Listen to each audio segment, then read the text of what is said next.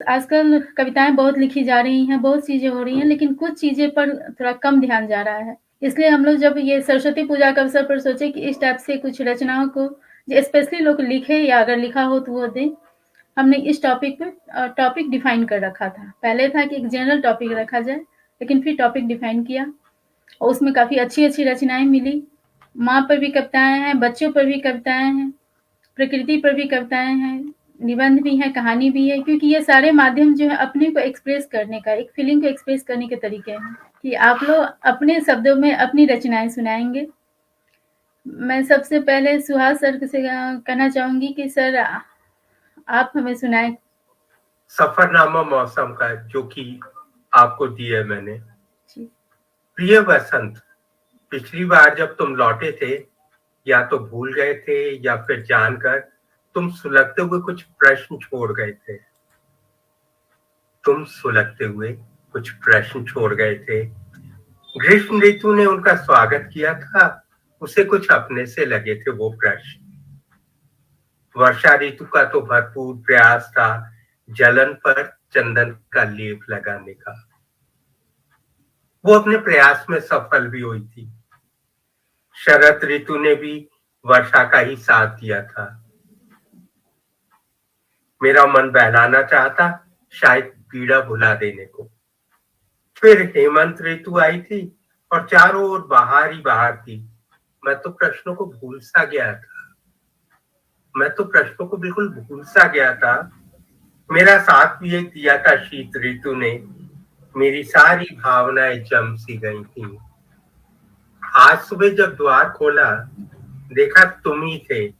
साल भर बाद फिर झोला लिए खड़े थे।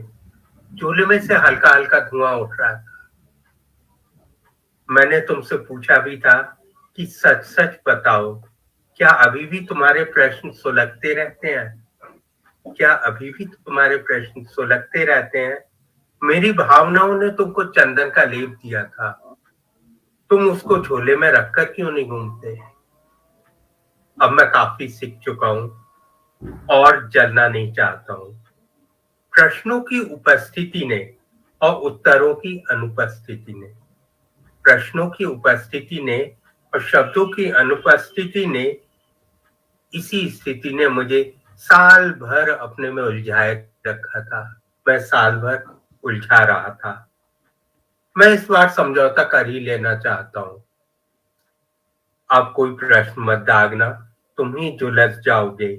मुझमें सामना करने की क्षमता आ गई है। प्रिय वसंत, तुम आई गए हो तो स्वागत है तुम्हारा। वसंत 2022 अभी फिर आ गया, तो मैंने उससे फिर वार्तालाप किया। प्रिय वसंत, मुझे याद है पिछली बार जाते हुए तुम मुझसे कुछ वादे करके गए थे। मैं तुम्हारी तरफ से निश्चिंत हो गया था, पर इस बार भी तुम अकेले नहीं आए। तुम्हारे साथ वो पुराना वाला झोला था। झोले में वही शिकवे शिकायतें वादे हैं। वो विवश थे, सो तुम्हारे साथ चले आए। मैंने उनसे पूछा आने की वजह। मैंने उन प्रश्नों से पूछी थी आने की वजह, तो वो मुझसे नजरें चुराने लगे थे। सब मेरे हमउम्र हैं, मेरा राब्ता है उनसे। तुम जाओ तो इनको छोड़कर जाना। इस बार तुम जब जाओ तो इनको छोड़कर जाना। मेरे साथ रहे तो कुछ समझौते हो जाएंगे। अगर ये मेरे साथ रहे तो कुछ समझौते हो जाएंगे। अगले साल के लिए मुझे ही आसानी हो जाएगी। मैंने भी अपने को तुम्हारी तरह बदला है। मैंने भी अपने को तुम्हारी तरह बदला है। अब मुझको भी अगले साल में आते हुए पहली जैसी दुविधा या हिचक नहीं होती। पहले जैसी दुविधा या हिचक नहीं होती। मैं भी बिल्कुल तुम सा बेबाक हो गया हूँ।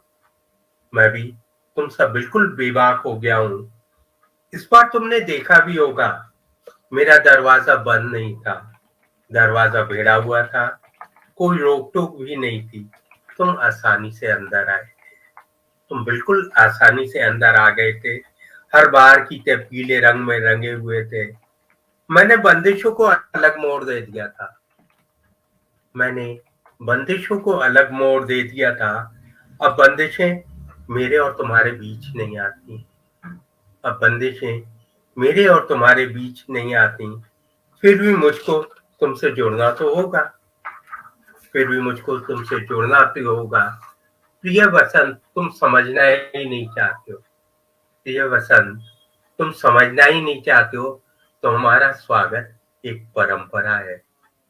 तुम्हारा स्वागत एक परंपरा है, जिसे मैं भी निभाता जा रहा हूँ, ठीक उसी तरह जिस तरह से तुम्हारा आना और कुछ ठहरकर वापस चला जाना। धन्यवाद। बहुत